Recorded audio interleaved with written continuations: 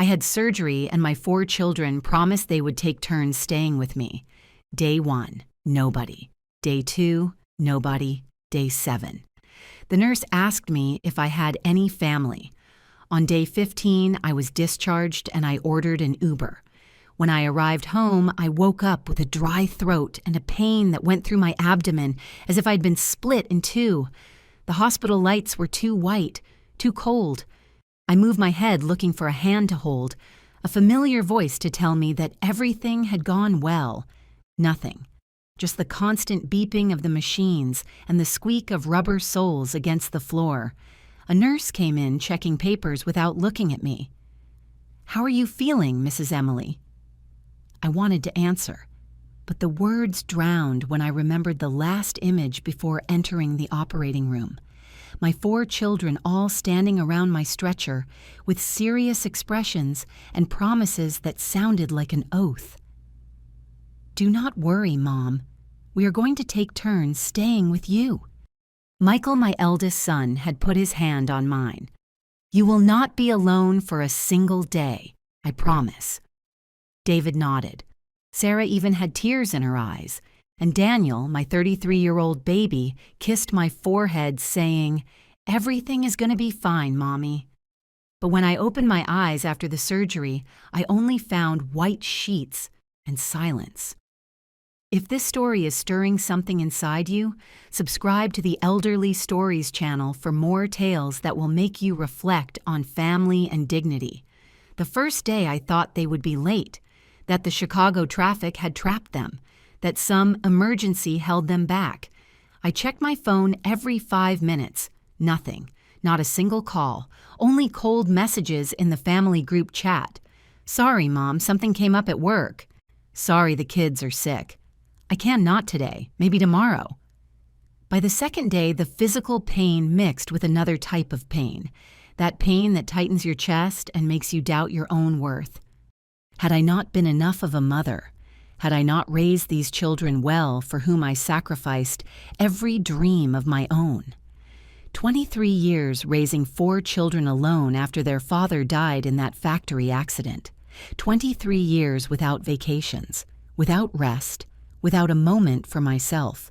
And there I was, fresh out of a complicated gallbladder surgery, staring at the ceiling of a public hospital, while they went on with their lives as if I did not exist. On the 3rd day, I stopped checking the phone so frequently. On the 4th day, I stopped waiting.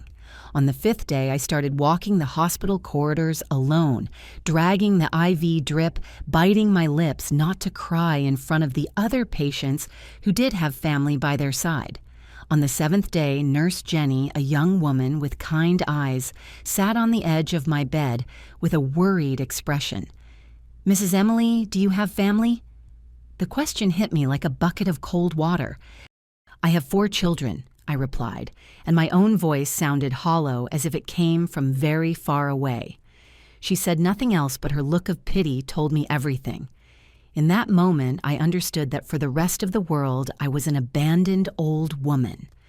One more of those sad stories that people comment on with pity and then forget. The following days dragged on between medical checkups, medications, and that emptiness that grows when you realize that no one is coming. None of my children answered my calls. The messages were left on read. The wound in my abdomen was healing slowly, but something inside me was breaking faster than any doctor could repair. On day 15, the doctor discharged me. "You need rest at home, ma'am, and someone to take care of you for at least 2 more weeks." I nodded as if I had someone waiting for me, as if I were not completely alone. I left the hospital with a plastic bag containing my belongings and a prescription for painkillers. The midday sun hit my face, and for a moment I did not know what to do. I took out my phone with shaking hands and opened the Uber app. My fingers trembled as I typed my address. The driver was an older gentleman who asked no questions. Better that way. I could not have explained to him why a 67-year-old woman fresh out of surgery was calling a taxi instead of her family picking her up. During the ride home, I looked out the window at the streets of the suburbs that I knew by heart. The same sidewalks where I taught my children to walk, the same corners where we waited for the bus to go to school. Everything seemed different now, as if the city itself knew that something in me had changed forever. When the car stopped in front of my house, that 2-story house with a brick facade that I bought with my husband's insurance money, I felt a chill. The front door was ajar. I got out of the car slowly, in pain and confused. I had left everything locked tight before going to the hospital. I was always careful with that. I pushed the door with my heart racing, and what I saw upon entering took away the breath I had left. What did Emily find in her own house? The answer will change everything she thought she knew about her children. The living room was a mess, not like when you leave things out of place by carelessness, but like when someone has searched for something in a hurry and without care. The sofa cushions were crooked, the drawers of the antique cabinet open, papers scattered on the floor. I walked slowly. Each step was a stab in my abdomen, each breath an effort. Hello. My voice sounded ridiculous in my own house. No one answered. I moved towards the dining room, and that was where I noticed it. The empty space against the wall. The mahogany hutch was no longer there. That hutch that had belonged to my grandma Betty. That survived the war. That had crossed 3 generations of my family. My legs almost gave way. I had to hold onto the doorframe not to fall. It could not be real. Someone had broken in to rob me while I was agonizing in a hospital. I went up the stairs, clinging to the railing, ignoring the pain that screamed at me to stop. I needed to check my bedroom. I needed to know if they had also taken the only thing that really mattered. I pushed the door to my room, and the world stopped. My jewelry box was open on the bed. The few jewels I had were there. The costume earrings, a fake pearl necklace, a worthless bracelet. But something was missing. I put my trembling hands in rummaging through every compartment, although I already knew the truth. My late husband's gold ring had disappeared. It was not an expensive ring for other people, but for me, it was worth more than the whole house put together. It was the ring that belonged to Robert's grandfather, passed from father to son for 80 years. My husband put it on my finger the day we celebrated 15 years of marriage, telling me, "This is the only thing of value I have, and I want it to be yours." I had promised him on his deathbed, "I will take care of it like I took care of you, my love." And now it was gone. I sat on the bed without strength, my vision blurred. It was then that I saw it. A folded paper on my dresser taped to the mirror. I took it with hands that no longer responded to me and unfolded it. The handwriting was Michael's. "Mom, we sold some things to pay expenses. Do not get mad. They were just old objects you no longer used. The money was needed more. When you recover, we will talk." I read the note 3 times, 4, 5, as if the words were going to change meaning, as if it were a nightmare from which I was about to wake up. Expenses, old objects. My family heritage was old objects to them, my grandmother's memories, the last piece of my husband. All reduced to sellable merchandise to solve their expenses. I looked in the mirror and barely recognized the woman looking back at me. I had a gaunt face, deep, dark circles, completely messy gray hair. But the worst was not my physical appearance. The worst was the emptiness in my eyes. The expression of someone who has just understood that she has been betrayed by the people she loved most in the world. I took my phone and dialed Michael with trembling fingers.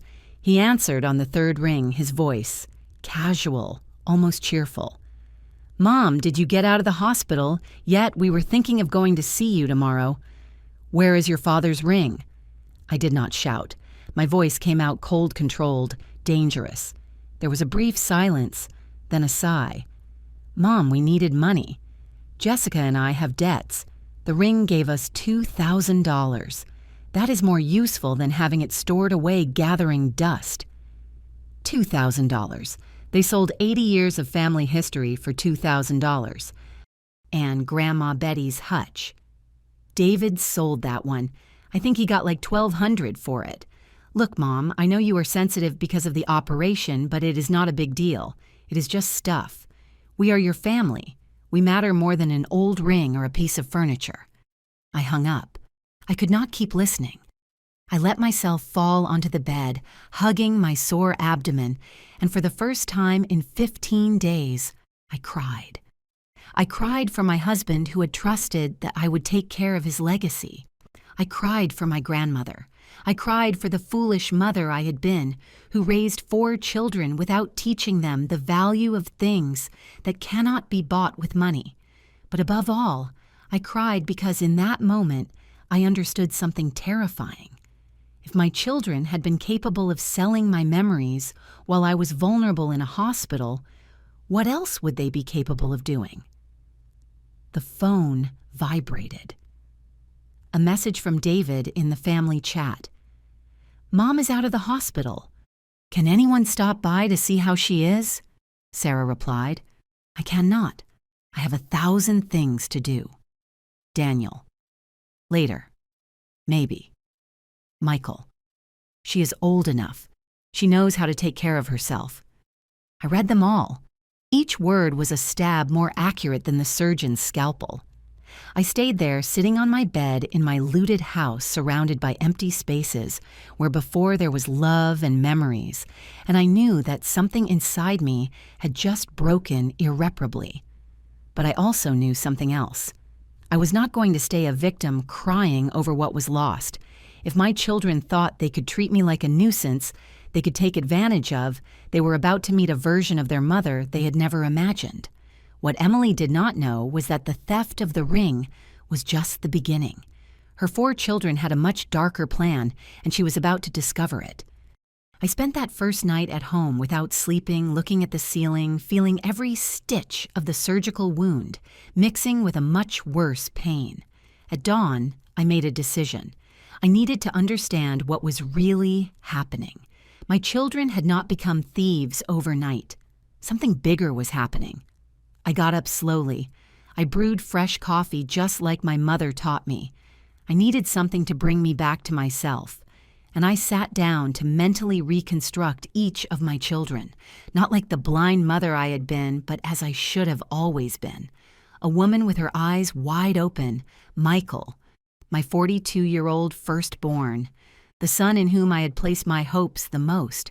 I sold even my wedding band to pay for his private university degree in administration. He was the one who was going to succeed, the one who was going to pull us all forward. And he achieved it, supposedly. He had a stable job at a logistics company, a new car, a house in a middle-class gated community. But something never added up. He always borrowed money. He always had an emergency. And he was married to Jessica. Jessica. That 38-year-old woman with perfect nails and designer bags that I knew they could not afford. Always with a plastic smile when she visited me. Always asking me questions that at the time seemed innocent. Mother-in-law. Is this house already in someone's name? Do you have a will? Oh, it is nothing. Just to be safe. The signs had been there all the time. I simply did not want to see them. David was my second son, 39 years old, public accountant, the obedient one, the quiet one, the one who never caused problems. Or so I thought. In reality, he was the invisible one, the one who let his wife Karen take all the decisions. Karen, a woman with a shrill voice and big ambitions who worked at a bank and lived obsessed with getting ahead. I had visited them 2 months ago and accidentally overheard an argument. "We need that down payment for the apartment, David.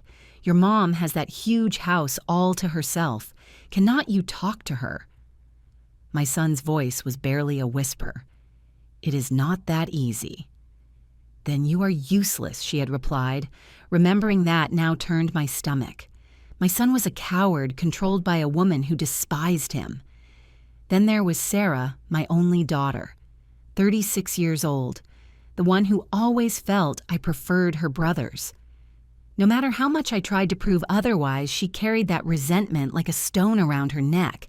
She had started a bakery business that never took off. The last time we spoke 3 weeks ago, she asked me for $5,000 to invest in new equipment. I told her I did not have that amount.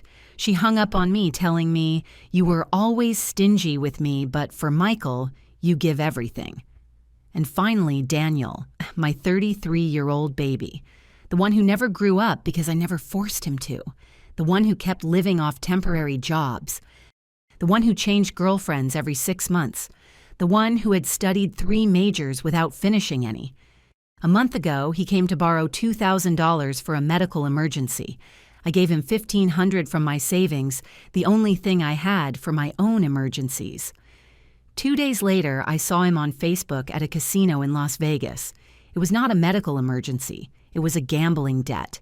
Everyone lied. Everyone needed money. Everyone was desperate. And I had something everyone wanted.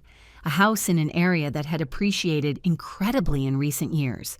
A real estate agent had contacted me 6 months ago offering me $450,000 for the property. I did not even consider selling it. This was my house, the only place that was mine. But my children knew the value. Of course they knew. I finished my coffee feeling how the puzzle pieces fit with painful clarity. The casual visits of the last few months. The questions about important documents. Michael asking where I kept the deeds. David offering to help me organize my papers. Sarah saying that at my age I should plan things in case something happened to me. Daniel asking if I had a will made. They were not visits from worried children. They were reconnaissance missions. They were planning something, all 4 of them. And I had been too naive or too afraid of loneliness to see it. I took my phone and checked the family chat. There was a new message from Jessica addressed to everyone. Family. I think we should all meet to talk about Mom Emily. I am worried about her living alone after the surgery. How about this Sunday at my house? The other 3 responded quickly. Too quickly. David. Perfect. Sarah. I will be there. Daniel. Yes, we need to talk. They had not even asked me. They were organizing a meeting about my life, about my future, and I was just an agenda item. I felt something new growing inside me. It was not sadness. It was not pain. It was something more dangerous, something colder. It was absolute clarity mixed with a silent rage that had been dormant for years. I stood up, ignoring the pain of the wound. I walked to my room, and from the back of my closet, I took out an old shoebox. Inside was the crumpled card of Mr. Henderson, the lawyer who helped me with Robert's will 20 years ago. A serious man of the kind that no longer exists, who never overcharged me, and who always treated me with respect. It was time to make a call. Because if my 4 children wanted to play dirty, they were going to discover that their mother was not the helpless old woman they thought. I still had claws, and I was ready to use them. But Emily did not know the worst yet. Her children not only wanted her house, they had a legal plan to take it from her even if she was still alive. Sunday arrived like a sentencing, inevitable and heavy. I dressed in my ivory linen blouse and my gray trousers, the most dignified ones I had. I combed my hair carefully. I put on the silver earrings Robert gave me on our 10th anniversary. If they were going to try to make me feel like a burden, at least I would not look like one. David picked me up. During the entire ride to Michael's house, he was quiet, nervous, tapping his fingers against the steering wheel. "Are you okay, son?" I asked him. "Yes, Mom," he replied without looking at me. Just listen to what we have to tell you with an open mind." "Yes?" That phrase froze my blood. We arrived at Michael's house in a nice subdivision, a pretty 2-story house that had always seemed too big for just 2 people. Jessica opened the door with a smile that did not reach her eyes. "Mother-in-law, so good to see you recovered. Come in, come in." Everyone was already in the living room, Sarah on the armchair checking her phone, Daniel leaning on the wall biting his nails. Michael standing by the window with his arms crossed and that serious expression he used when he was going to say something important. Jessica guided me to the main sofa as if I were a guest of honor or as if I were the accused in a trial. "Do you want coffee iced tea?" Jessica offered with that fake sweetness that already turned my stomach. "I am fine, thank you." An uncomfortable silence fell. The four of them looked at each other as if waiting for someone else to start. Finally, Michael cleared his throat. "Mom, we asked you to come because we are worried about you." I clenched my hands on my lap. "Worried?" "Yes." Sarah intervened without looking up from her phone. "You live alone in that huge house. You are not young anymore. The surgery showed that anything can happen at any moment." "I could have died in that surgery," I said with a calm voice, "and none of you were there." The silence became dense. David looked down. Daniel stopped biting his nails. Michael clenched his jaw. "Precisely for that reason we are here," said Jessica, sitting next to me and taking my hand with her perfectly manicured ones. "Mrs. Emily, we could not be there because honestly, we all have very busy lives. Jobs, children, responsibilities. It is not that we do not love you, it is that we simply cannot be on the lookout all the time." Her words sounded reasonable, but there was poison underneath. "So what do you propose?" I asked, although I already knew the answer. Michael approached, taking some papers out of a folder that was on the coffee table. "We have been investigating options. We believe the best thing is for you to sign a power of attorney." "A power of attorney," I repeated. "Just for emergencies," David rushed to say. "In case something happens to you and you cannot make decisions. That way we can help you with medical paperwork payments, all that." "It is very common mother-in-law," added Jessica. "All older people do it. My mom already did it with my sisters. It is safer for everyone." I took the papers. They were legal documents full of technical words I barely understood, but I managed to read some phrases: broad and sufficient power, asset administration, faculty to sell properties. "This says you could sell my house," I pointed out. "Only in an extreme case," said Michael quickly. "If you need to enter a private hospital or a quality nursing home, those things cost money. The house is your biggest asset. We would have to be able to sell it to take care of you well." A nursing home. The word came out like a whisper. "Not now," Sarah intervened for the first time with something resembling impatience. "But eventually, Mom, you are going to need specialized care. You already saw that none of us can be with you all the time." I felt the walls closing in. It was a perfectly designed trap. They presented me with a reasonable solution to a problem they themselves had created with their absence. "And if I sign this," I said slowly, "then would you come to visit me? Then would I have my family back?" Daniel finally spoke with a soft voice, almost childlike. "Of course, Mommy. It is just that right now everything is very complicated. But if you are legally protected, we will all feel calmer." I looked at my youngest son, the boy I nursed, whom I cured of fevers, whom I hugged in every nightmare, and I saw a stranger lying to me with the same ease with which he breathed. "Besides," added Jessica, handing me a pen, "if you sign today, Michael and I promise to take turns visiting you every week, and I am sure the others too, right, family?" Everyone nodded like vultures waiting for the prey to finally surrender. I took the pen. I saw how everyone's eyes shone with anticipation. Michael even smiled. I brought the pen close to the paper, and then I remembered something.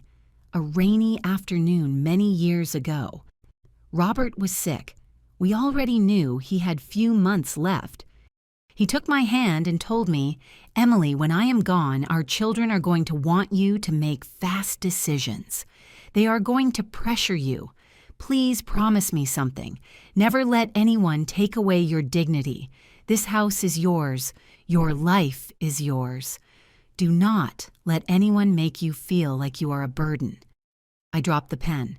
"I need to think about it," I said, getting up. "These are important legal documents. I want my lawyer to review them first." The atmosphere changed instantly. The mask of concern cracked. "Your lawyer?"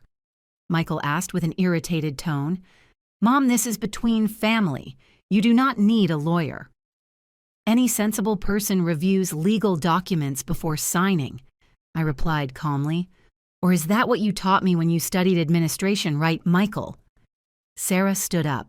"This is ridiculous. We are offering you help and you come out with mistrust." It is not mistrust, I lied. I just want to be sure of what I am signing. Jessica changed strategy. Tears appeared out of nowhere. Mrs. Emily, do not you trust us? We are your family. How can you think we would hurt you? I stared at her. I trusted that you would be with me in the hospital. None came. The blow hit the mark. Everyone looked down. Then there is nothing else to talk about for today, I said, walking towards the door.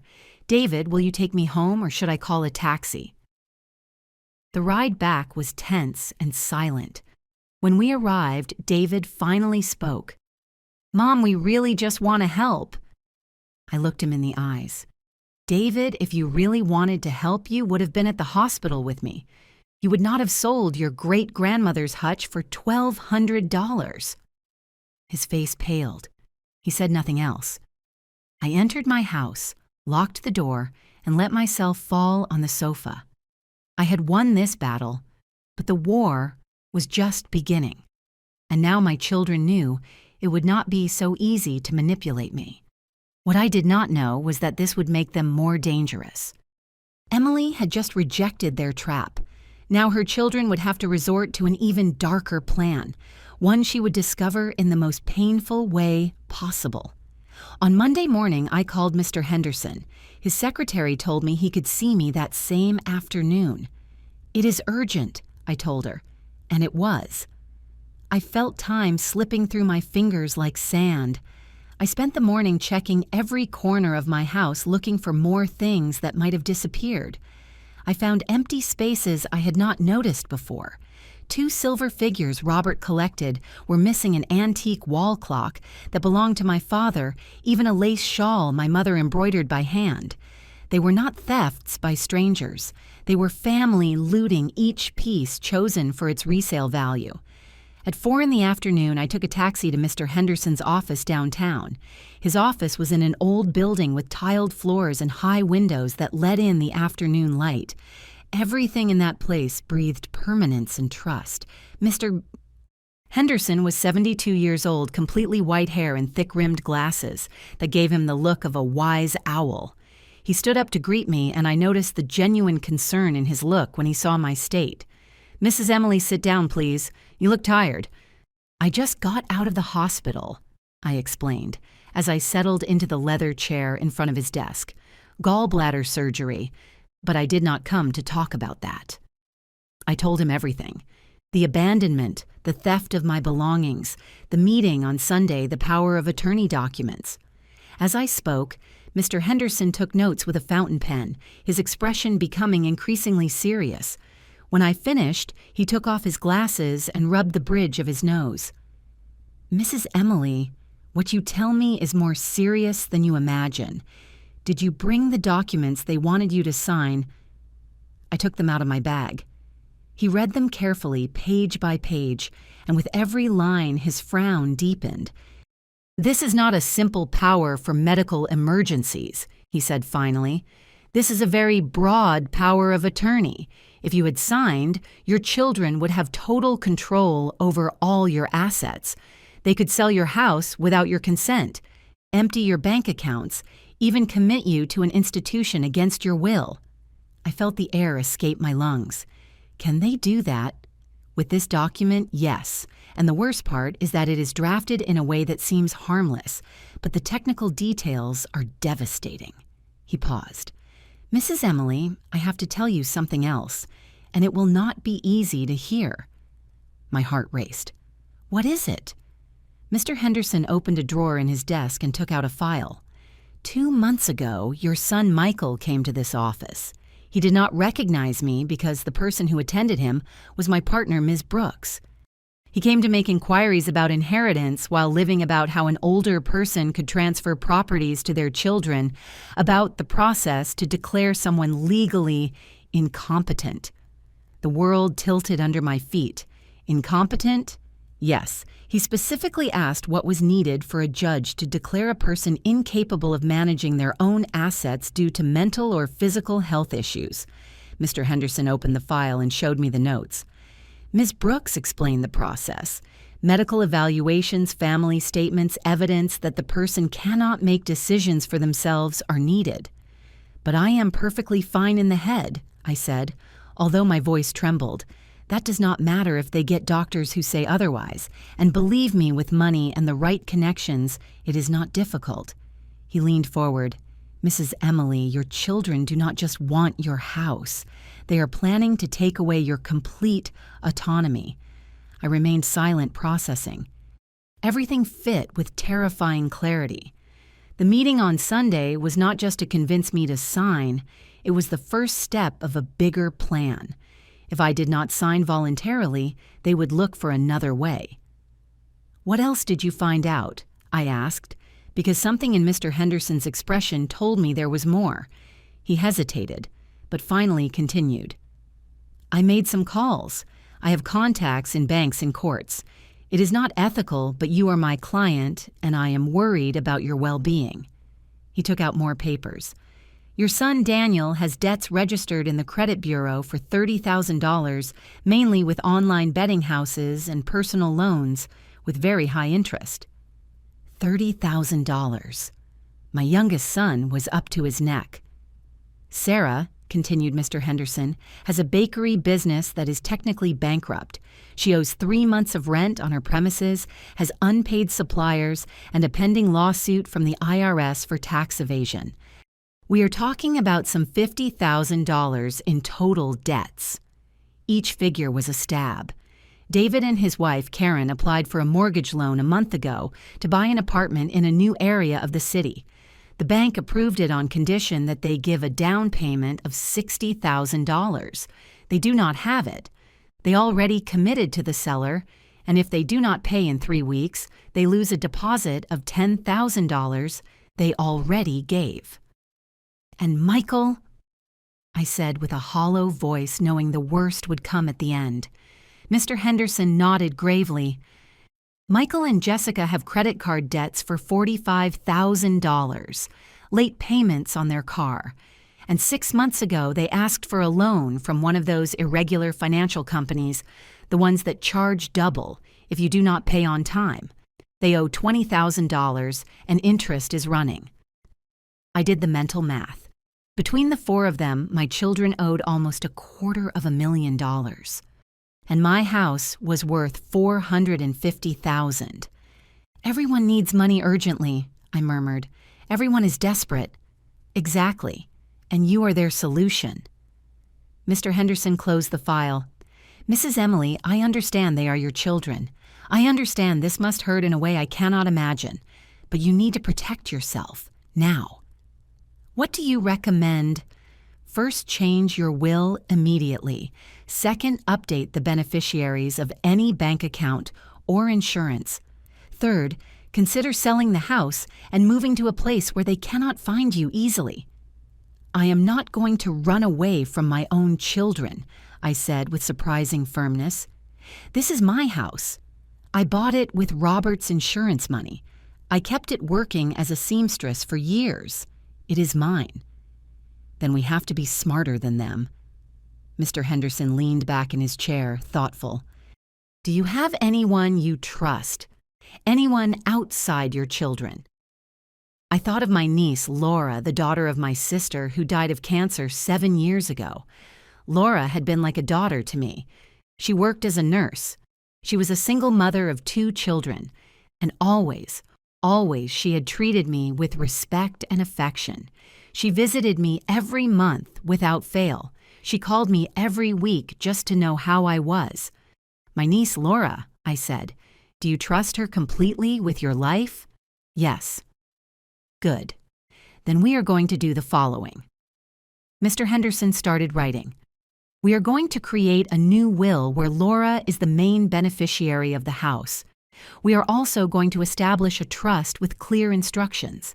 If someone tries to declare you incompetent or commit you against your will, automatically everything passes to Laura and a charity foundation of your choice. A foundation for abandoned elderly people. It will be your legacy, Mrs. Emily, and it will be the best revenge that your children know that their greed not only cost them their inheritance, but helped people they tried to create. For the first time in days, something resembling a smile touched my lips. I like that idea. There is something else, added Mr. Henderson. Your children are going to try something soon. They are desperate.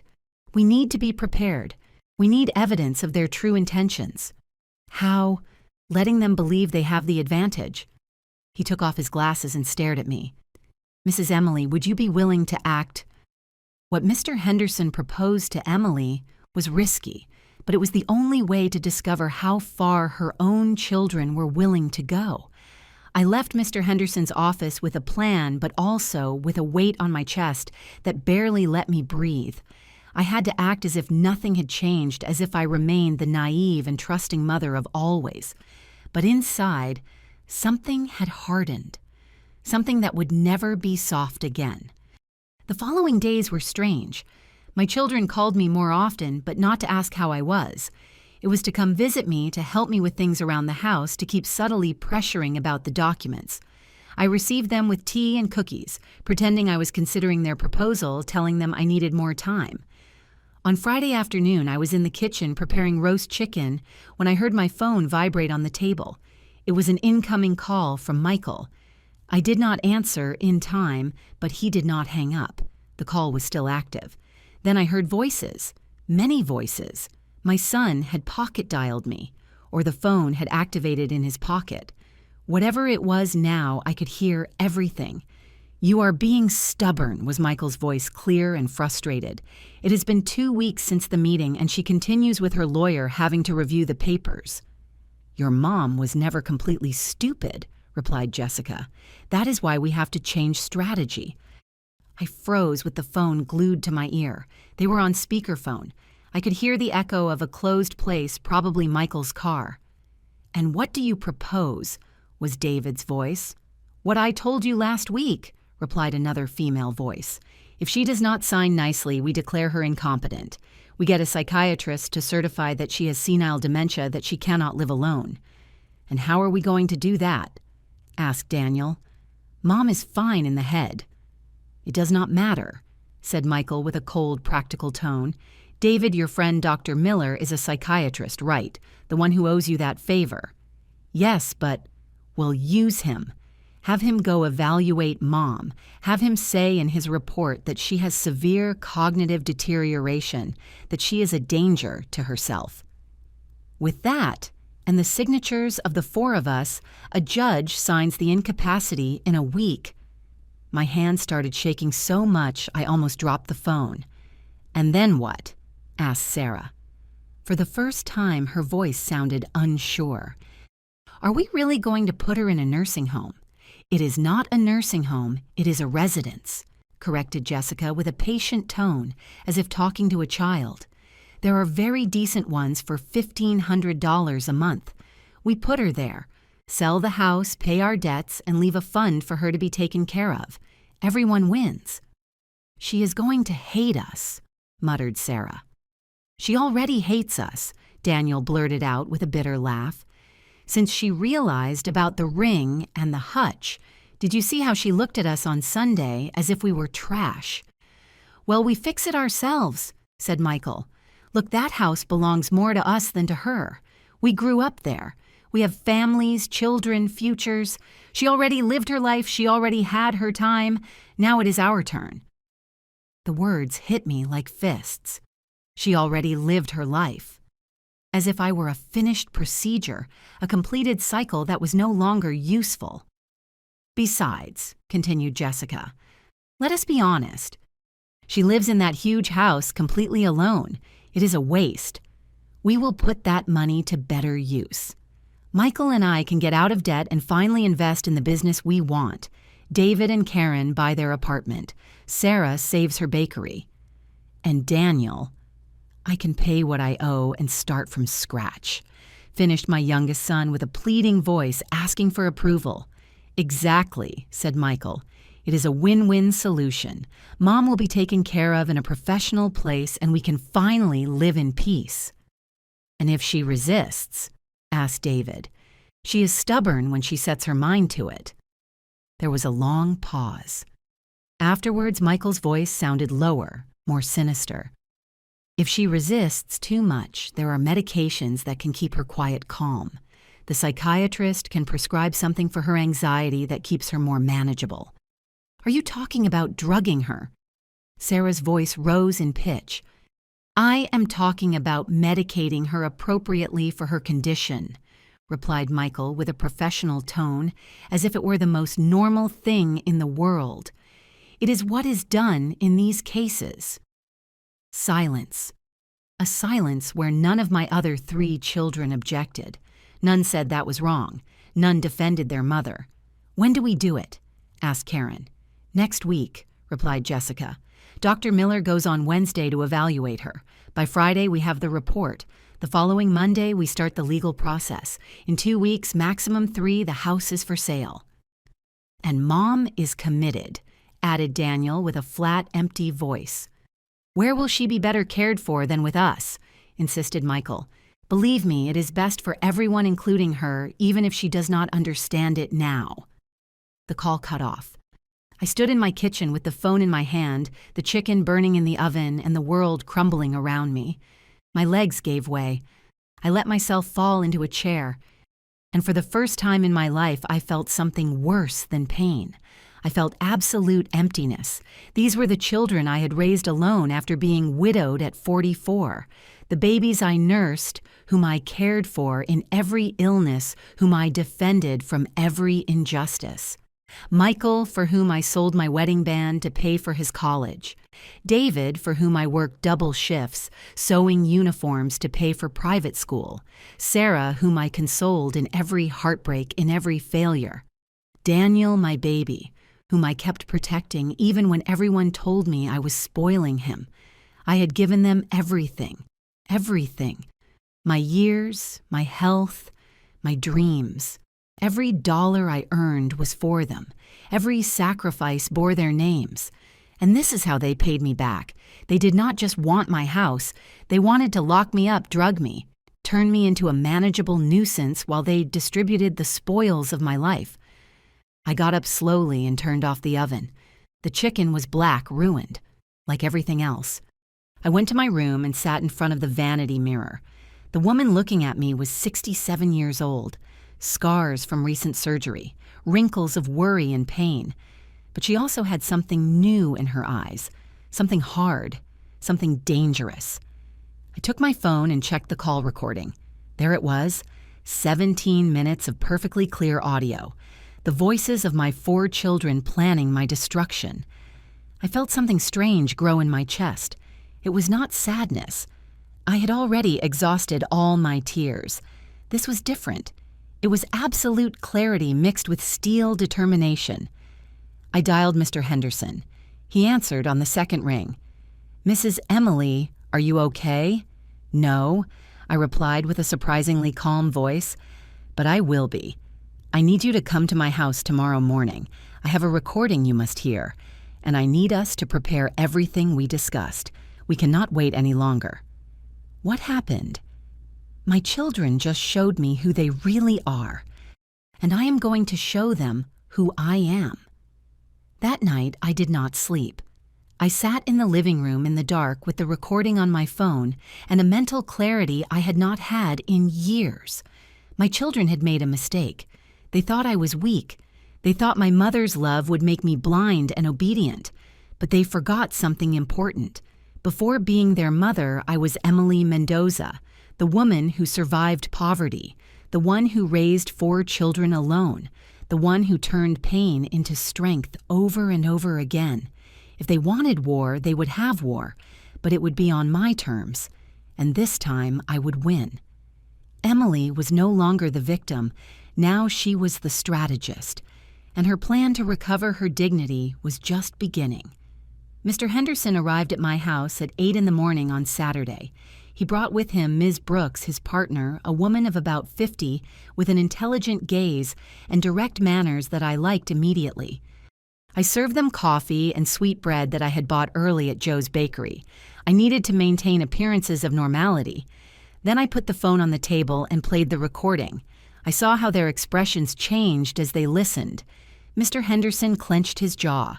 Ms. Brooks took quick notes underlining specific phrases. When it ended, the silence in my kitchen was as thick as fog. "This is pure gold," said Ms. Brooks finally. "It is direct evidence of conspiracy to commit fraud, attempted dispossession, and we could even argue attempted kidnapping. With this recording, any legal attempt by them is destroyed." "But I do not want to destroy them," I said, and both lawyers looked at me surprised. "I want them to learn, I want to recover my dignity, and I want them to understand what they did. But I do not want to see them in jail." Mr. Henderson nodded slowly. "Then we need a more subtle plan, more emotionally devastating than legally." "Exactly," I said. "I want them to feel what I felt. I want them to lose what they thought they won. And I want it to be by their own actions, not mine." During the next 2 hours, we designed the plan. It was risky. It required me to act convincingly, but it was perfect. I would make my children reveal their true nature before witnesses, before authorities, before themselves. "Are you sure you can do this?" asked Ms. Brooks. "It will require you to act as if you were losing your memory, as if you were confused. It will be painful to fake weakness." "I have pretended to be fine for weeks while I was bleeding inside," I replied. "I can pretend to be bad for a few days if that gives me back my life." We signed the new documents that same day. The will was modified. The house would go to Laura and a substantial part to a foundation we would create for elderly people abandoned by their families. The beneficiaries of my bank accounts changed. Everything was protected, legally armored. "Now comes the hard part," said Mr. Henderson. "You have to call your children and act like something is wrong. You have to plant the seed that their plan is working." That afternoon, I called Michael. I let the phone ring several times before answering as if I had trouble finding it. "Hello," I said with a slightly confused voice. "Mom, it is Michael." "Michael." "Ah, yes, son. How are you?" I paused. Sorry, had we already spoken today? Silence on the other end. I could feel his mental gears turning. "No, Mom, we have not spoken. Are you okay?" Yes, I am fine. It is just that." I do not remember if I took my medicine this morning. I left the pills somewhere and I cannot find them. I let out a nervous laugh. The truth is, lately, I forget many things. The other day, I did not remember where I kept the house deeds. What a silly thing, right? Another silence. This one longer, more calculating. The deeds, the ones for the house. Yes, those. I needed them to... Well, I do not even remember what I needed them for. I sighed. "Oh, son, I think you are right. Maybe I do need help with these things. Living alone is being harder than I thought." "Mom." Michael's voice changed. It became softer, more interested. "Do you want me to come see you? I can stop by tomorrow, help you look for your papers, organize your medicines." "Is tomorrow Sunday?" I asked, as if I did not know. "Yes, Mom, tomorrow is Sunday." "Ah, well, yes, come if you want. I am going to make a pot roast." I paused. Or was it tomorrow when I was going to make pot roast? I do not remember. "Do not worry, Mom. I am coming at 11. Rest." I hung up and breathed deep. The trap was set. The next day, all 4 arrived. Not just Michael, everyone. Clearly, he had called his siblings to tell them about my confusion. They came with expressions of concern that would have been convincing if I had not heard that recording. I received them in my bathrobe with uncombed hair, dragging my slippers a bit. I had left papers scattered on the table, unwashed coffee mugs in different parts of the living room, all to create the image of mental disorder. "Children, what a surprise that you all come," I said with a vague smile. "Is it a special day? Is it my birthday?" "No, Mom," said Sarah, sitting next to me. "Your birthday is in March. We are in November." "Ah, sure, November." I nodded as if I had just remembered. "Did you eat yet?" "I made rice, but I think I burned it." Or was it yesterday that I burned it? I'm not sure. I saw them exchange looks of opportunity. "Mom." David knelt in front of me. "Have you been taking your medicines?" I think so, although sometimes I forget. There are so many. I touched my forehead. And then I do not know if I already took them or if I just thought about taking them. Daniel got up and started walking around the house, looking at every corner furtively. I saw him open drawers, check papers. He was looking for the deeds. I let him look. He would not find them. They were in a safety deposit box at the bank since the day before. Mom. Jessica sat on the other side, taking my hand. We have been thinking. Maybe it really would be good if someone came to help you, or if you went to a place where you were better cared for. A place. I looked at her with confused eyes. What place? A residence, said Michael with a soft voice. A nice place where there are nurses, where you do not have to worry about cooking or cleaning, where there is always someone if you need anything. Sounds expensive, I murmured. Do not worry about that, he said quickly. We would take care of it. We could sell the house, and with that money, sell my house. Suddenly, my voice sounded clearer, more alert. I looked at everyone. This is my house. Robert and I bought it. You grew up here.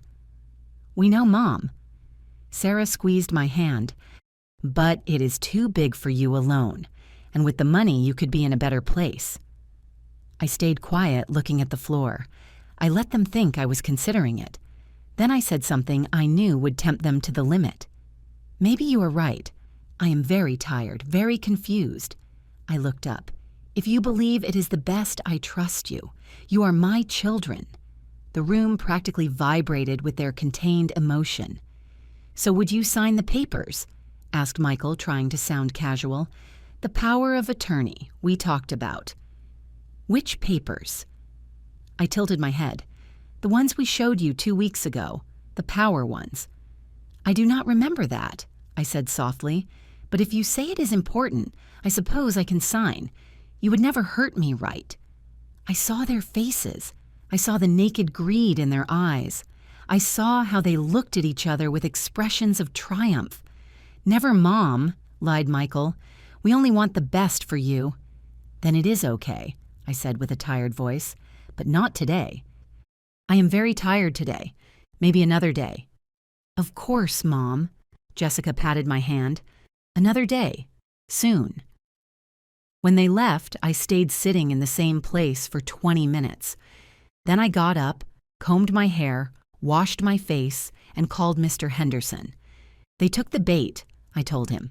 Now we have to prepare the next phase. Are you ready for what comes? He asked. More than ready, I replied. I am going to make my children face exactly what they are, and I am going to do it in front of all the people who need to see it. My metamorphosis was complete. I was no longer Emily the selfless mother. Now I was Emily the strategist, and my next move would leave them all breathless. Emily had prepared the perfect stage, but for her plan to work, she needed her children to take the final step, and they would take it very soon. Wednesday arrived as planned. At 3 p.m, the doorbell rang. It was David, accompanied by a thin man of about 50 in a white coat and black briefcase.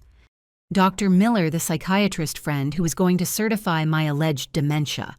What my children did not know was that Mr. Henderson had made his own arrangements.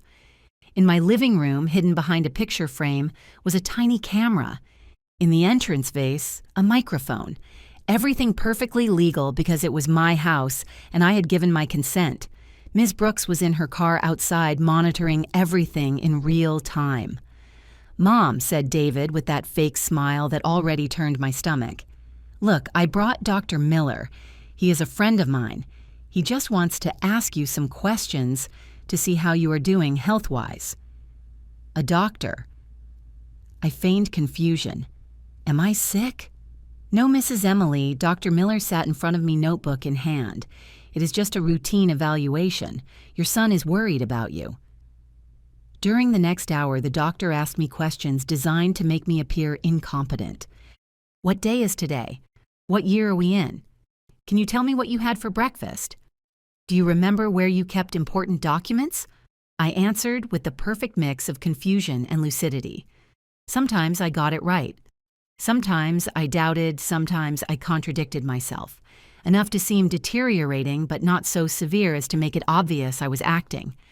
David intervened strategically. Mom has forgotten to take her medicines several times. The other day she left the stove on. She gets confused with dates constantly. All lies, all said with the conviction of someone who believes they are doing the right thing. Dr. Miller took notes. He nodded gravely.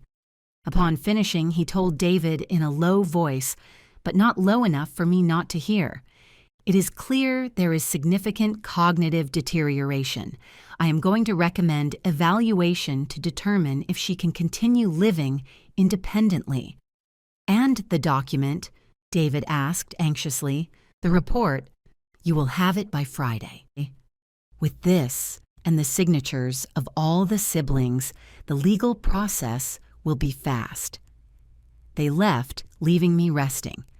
As soon as I locked the door, I breathed deep and called Mr. Henderson. We have it all recorded, he said with satisfaction in his voice. This is conspiracy to commit fraud documented. Dr. Miller can lose his license for this. Not yet, I told him. Let them get to the end. I want them to sink themselves. On Friday, as anticipated, Michael called me to organize an urgent family meeting for Sunday. It is important, Mom. We are going to talk about your future. His voice was poisoned honey. My future? I asked with a small voice. Yes, Mom, so you are better cared for. We love you. On Sunday, everyone arrived at 11 in the morning, but this time they did not come alone. Michael brought a thick folder with documents. Jessica brought brochures for senior living residences. Everyone dressed formally as if it were a special occasion. What they did not know was that I had also invited some others. I received them in the living room, sitting on my favorite sofa with the same bathrobe and confused expression of previous days. Children, how nice that you all come. Is it Christmas? No, Mom, said Sarah, sitting down. It is still November. Remember, we talked about this. Michael opened his folder. Mom, we brought the papers you need to sign. It is for your protection. David explained to you that the doctor came to see you, right? A doctor. I blinked. I think so. I think someone came. Yes, Mom, David approached. And he says you need help, that you can no longer live alone. So we are going to help you. We found a beautiful place. Jessica put the brochures in front of me. Look, it has gardens, nurses, 24 hours activities. You are going to be very well there. I took the brochures with trembling hands. They were from a cheap nursing home on the outskirts of the city. Nothing like the $5,000 a month they had mentioned in their conversation. This one cost $1,500. They were not even going to spend to commit me decently. Are you going to take me to live there? I asked with a broken voice. It is for the best, said Daniel without being able to look me in the eyes. There you will be taken care of. And my house. We will take care of the house. Michael put the documents in front of me. That is why you need to sign this. It is a power so we can sell the house and manage the money to pay for your residence. But I want my house, I said, and let my voice tremble. This is my house. I live here with Robert. There was an uncomfortable silence. Sarah cleared her throat. Mom-Dad died 23 years ago. Died. I opened my eyes wide. When perfect. I had them right where I wanted them. I saw their expressions a mix of fake pity and real impatience. They thought they had won. Mom. Michael put the pen in my hand. Sign here. We will take care of everything. Trust us. I took the pen. I brought the paper closer. I saw everyone holding their breath. And then the doorbell rang. Everyone tensed up. Are you expecting someone, Mom? I do not know, I said, with genuine confusion in this case. Was I expecting someone? David went to open the door, and his face paled when he saw who was there. Mr. Henderson entered first with his leather briefcase and his serious expression. Behind him came Ms. Brooks, and behind her my niece Laura with tears in her eyes, but jaw clenched. "What is happening here?" asked Mr. Henderson with a voice that rumbled in the room. "And who are you?" Michael stood up, his posture defensive. "I am Henderson, lawyer for Mrs. Emily Mendoza, and this meeting is over." "This is a family matter," said Jessica. "It has nothing to do with you." "It has everything to do with me when you are trying to commit fraud against my client," replied Ms. Brooks, taking out her own folder. "We have documented every step of your plan to strip Mrs. Emily of her assets through deception and falsification of medical documents." The color left the faces of my 4 children. "I do not know what you are talking about," stuttered Michael. "No." Mr. Henderson took out his phone. "Maybe this will refresh your memory." And he played the recording. That call from last Friday where they planned everything. Declare me incompetent, drug me if necessary, sell my house, commit me to the cheapest asylum. Their own voices filled the room. Every word, every plan, every betrayal in perfectly clear audio. I saw reality hit them. David dropped into a chair. Sarah covered her mouth. Daniel looked at the floor as if he wanted it to swallow him. Jessica and Karen looked at each other with panic. And Michael, my eldest son, in whom I had trusted the most, clenched his fists with impotent fury. That was a private conversation," he managed to say. "That your mother heard?" I replied. And my voice was no longer that of a confused old woman. It was clear, strong, firm. "You pocket-dialed Michael, and I heard every word of your plan to destroy me." I stood up slowly. I no longer dragged my feet. I no longer trembled. I looked at each one by one. "You thought I was a stupid old woman," I continued. "You thought you could manipulate me, rob me, lock me up. You thought my mother's love would make me blind." "Mom," David tried to speak. "No." My voice came out like a whip.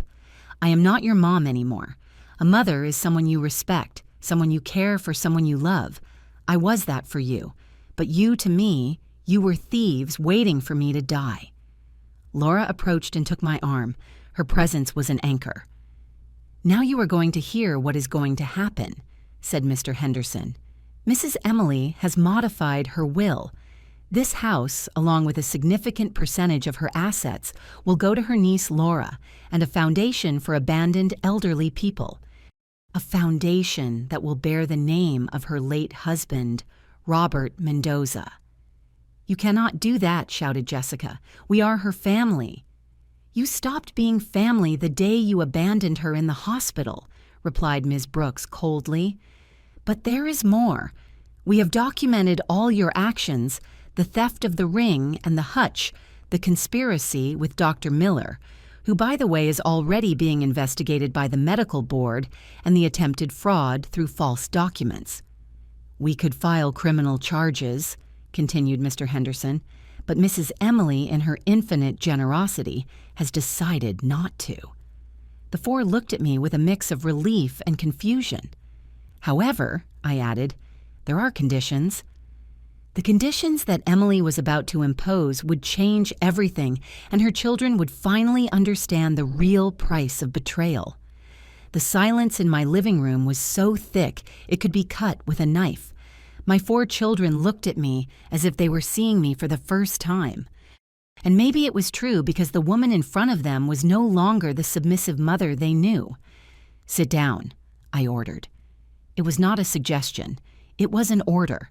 And they obeyed like scared children. Laura remained standing by my side, her hand still on my arm.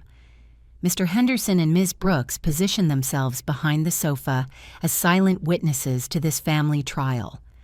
I am going to tell you exactly what is going to happen. I began with a calm but lethal voice, and you are going to listen to every word without interrupting. Understood? No one answered. I took it as a yes. First your father's ring and my grandmother's hutch. I took an envelope out of my pocket. I opened it and dropped a wad of bills on the table. Here are the $3,200 you got for selling the only things that had true sentimental value to me. Mr. Henderson took care of tracking the sales and recovering the money from your accounts. Michael opened his mouth to protest, but Mr. Henderson raised a hand. Everything legal. Mrs. Emily filed the corresponding reports. You sold stolen property. Technically, you could face charges. But you won't, I continued, because I am not going to report you, not because you don't deserve it, but because I don't want my grandchildren growing up visiting their parents in jail. I saw how that mention of my grandkids hit them. Sarah began to cry silently. Second, this house. I walked to the window and looked out at the street where I had played with them when they were children. This house that your father and I bought with his life insurance money. This house that I kept working until my fingers bled from so much sewing. This house where I raised the four of you. This house will no longer be yours. Mom, please, started Daniel. My will, I interrupted him, clearly states that upon dying, 60% of the value of this house will go to Laura, who has been more of a daughter to me in these last years than any of you. The remaining 40% will go to the Robert Mendoza Foundation for Abandoned Elderly. Michael stood up abruptly. That is unfair. We are your biological children. Sit down, Michael. My voice cut the air, because I am not finished yet.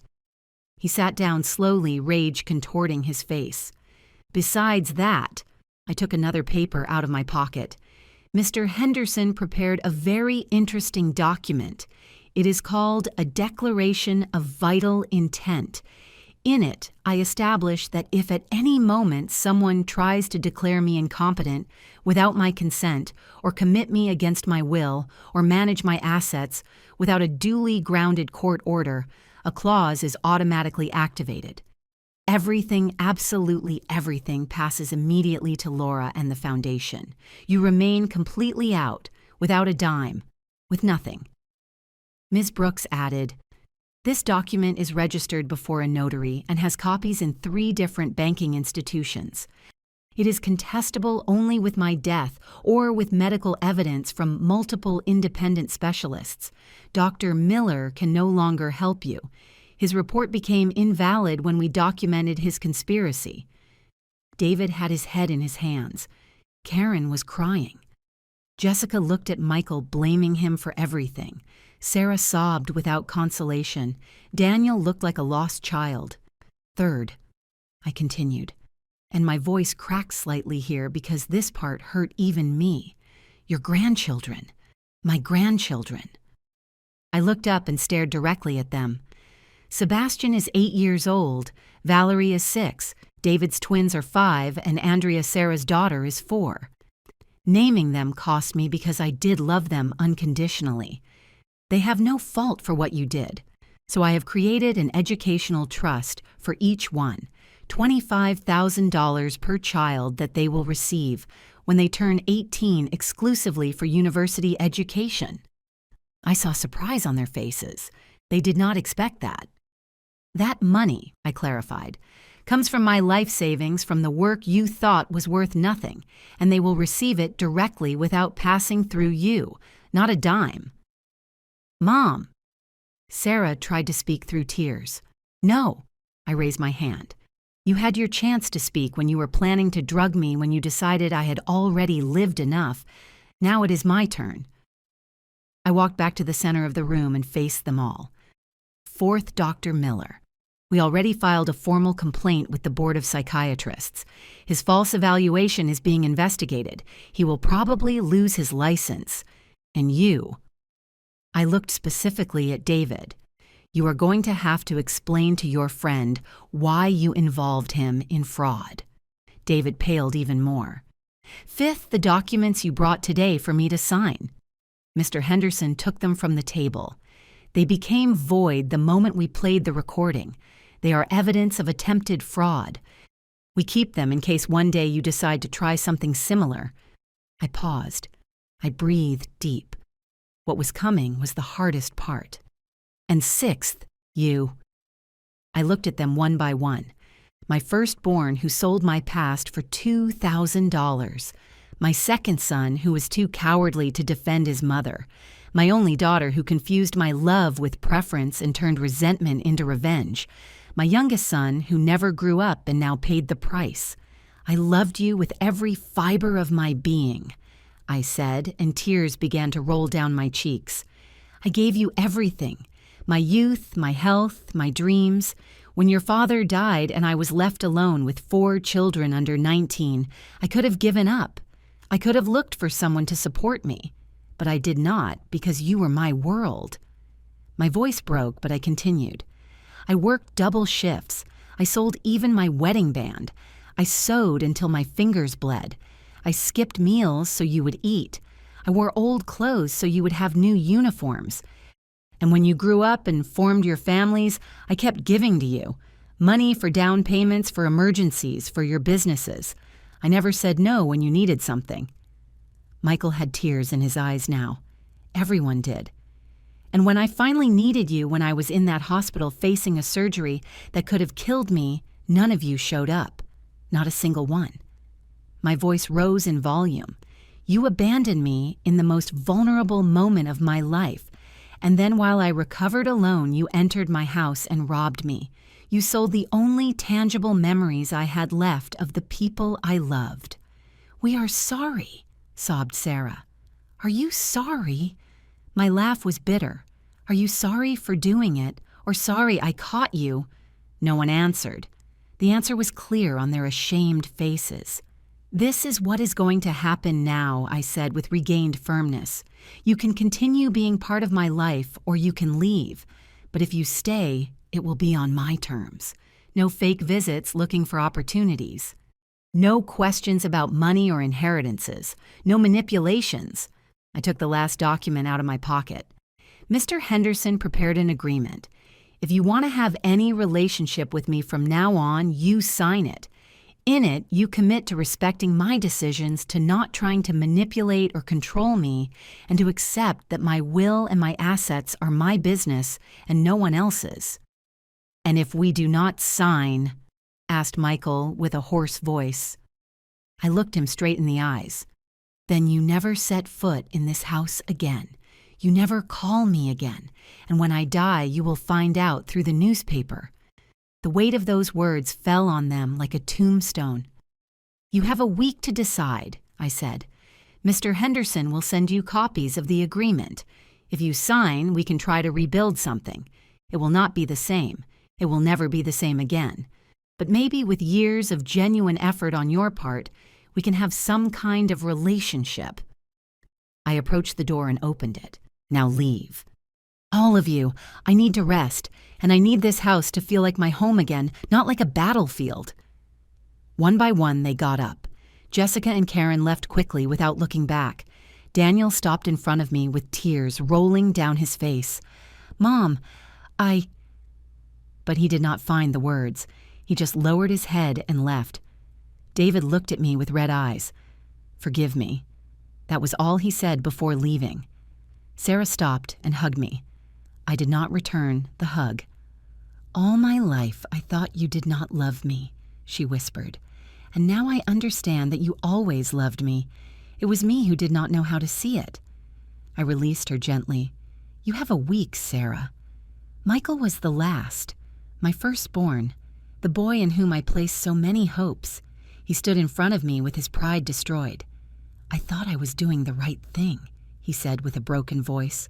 I thought I was protecting you. No, Michael, I replied with infinite weariness.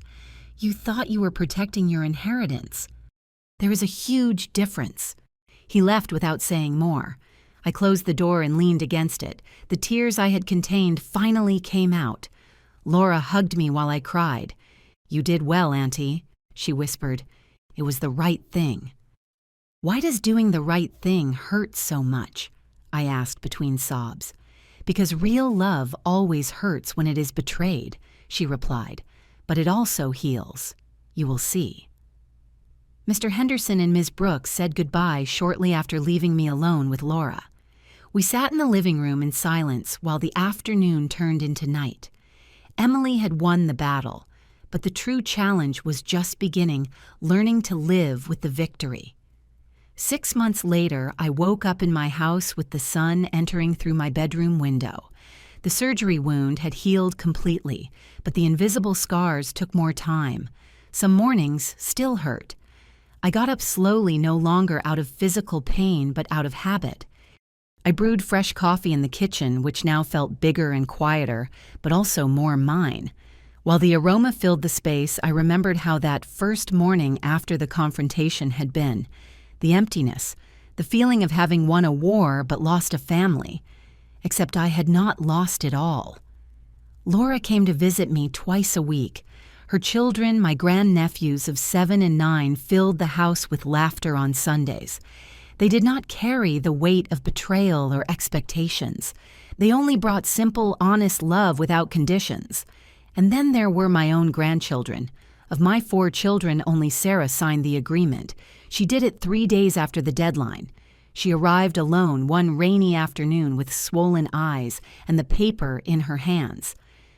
"I do not expect you to forgive me," she had said, "but I want to try. I want Andrea to know the real you, not the grandmother I invented in my head out of my own resentment." And she was trying. She came every 2 weeks, always punctual, always respectful.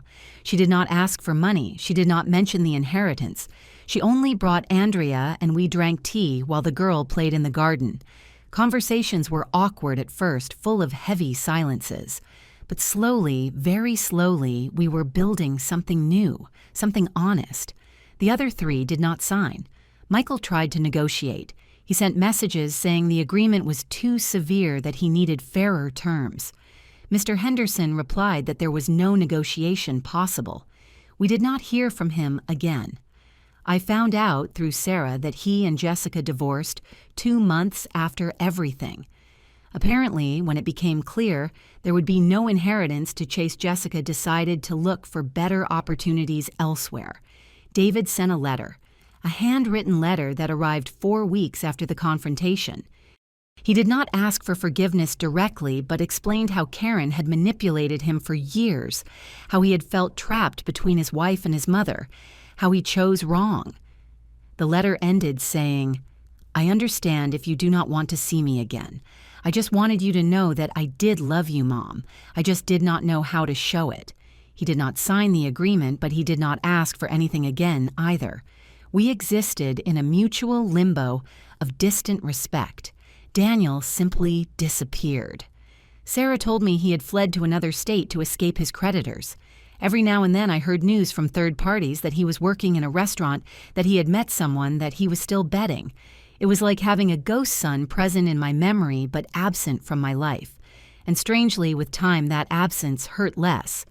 I walked to my study, the room I had turned into the foundation office.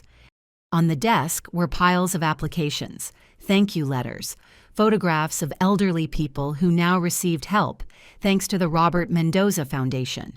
We had helped 17 people in these 6 months, elderly people abandoned in hospitals, without family, grandparents evicted from their own homes by greedy children, seniors who needed legal support to protect their assets. Each story was a mirror of mine, and every time we helped someone, I felt that my children's betrayal acquired a greater meaning. Their selfishness had sown seeds of protection for others. Laura handled the administrative part of the foundation with efficiency and heart. Mr. Henderson offered pro bono legal services 2 days a month. Ms. Brooks gave free workshops on asset protection for seniors. I, with my first-hand experience, spoke with every person who came looking for help. I told them my story showed them that surviving was possible, that recovering dignity was possible. And for the first time in decades, I felt my life had purpose beyond being a mother. The doorbell rang, taking me out of my thoughts. It was Laura with folders under her arm and a smile on her face. "Auntie, I have news," she said as she entered. "Remember Mr. Williams, the one whose children tried to sell his land while he was hospitalized?" Of course. He won the case. The judge declared the sale void and fined the children for fraud. Also, he implemented protection measures. He asked me to tell you thank you for giving him the courage to fight. I felt warmth in my chest. That is wonderful. We spent the morning reviewing new cases, planning fundraising events, organizing workshops. At 1, I prepared lunch for both of us: roast beef, mashed potatoes, fresh bread. Laura helped me set the table, and we ate, talking about everything and nothing like real families do.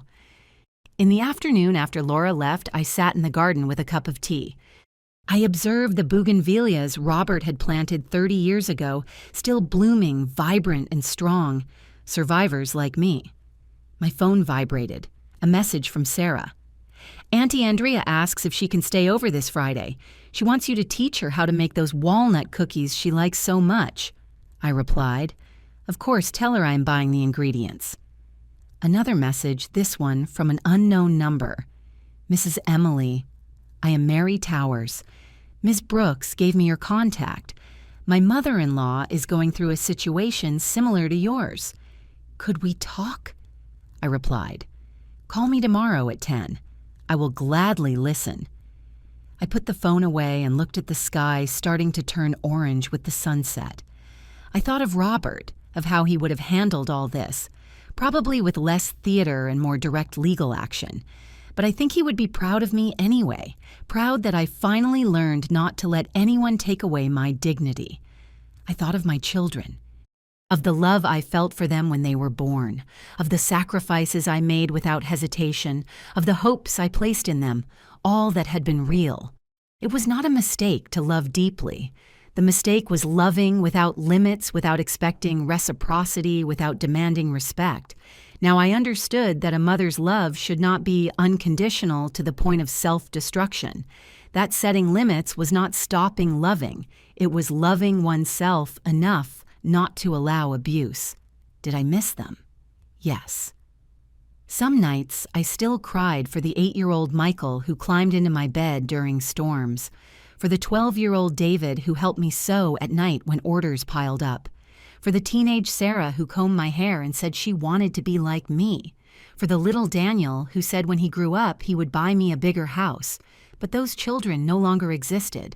They had grown up and chosen their path, and I had to choose mine. I went inside when the sun set completely. I made a light dinner.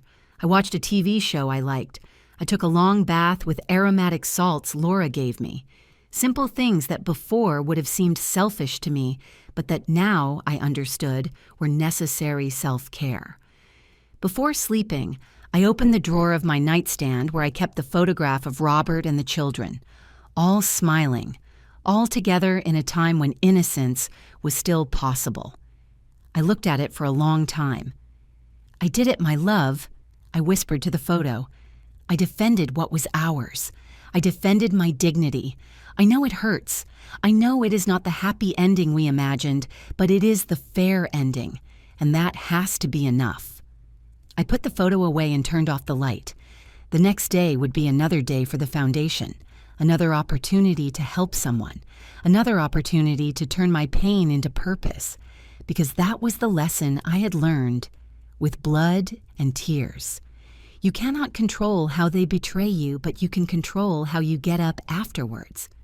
You cannot force people to value you, but you can choose to value yourself. You cannot change the past, but you can decide what legacy you leave. And my legacy would no longer be being the mother who gave everything until she was left empty. It would be being the woman who, when she hit rock bottom, found the strength to build wings. I closed my eyes with one last truth resonating in my mind. My children taught me that family is not blood. It is loyalty. I lost 4 children, but I gained my dignity, and that no one can take away from me. This is my story. The story of Emily Mendoza, a 67-year-old woman who survived abandonment, betrayal, and attempted dispossession by her own children. A woman who had to choose between blind love and self-love. If you are reading this and going through something similar, I want you to know something. Your value does not depend on those who abandoned you. You do not depend on the validation of your children, your relatives, or anyone who tries to make you feel like a burden. You are worth who you are, for what you have survived, for the dignity you carry with you. And if one day you have to choose between being loved or being respected, choose respect. Because love without respect is disguised manipulation. It is never too late to recover your life. It is never too late to set limits. It is never too late to say, enough is enough. Because true wealth is not in what you possess, but in what you do not allow them to take from you. And have you lived a similar story? Do you know someone who is going through this? Leave me your comment telling me from what part of the world you are joining us today. Like if this story made you reflect and subscribe to continue listening to real-life stories that teach us about dignity, justice, and self-love.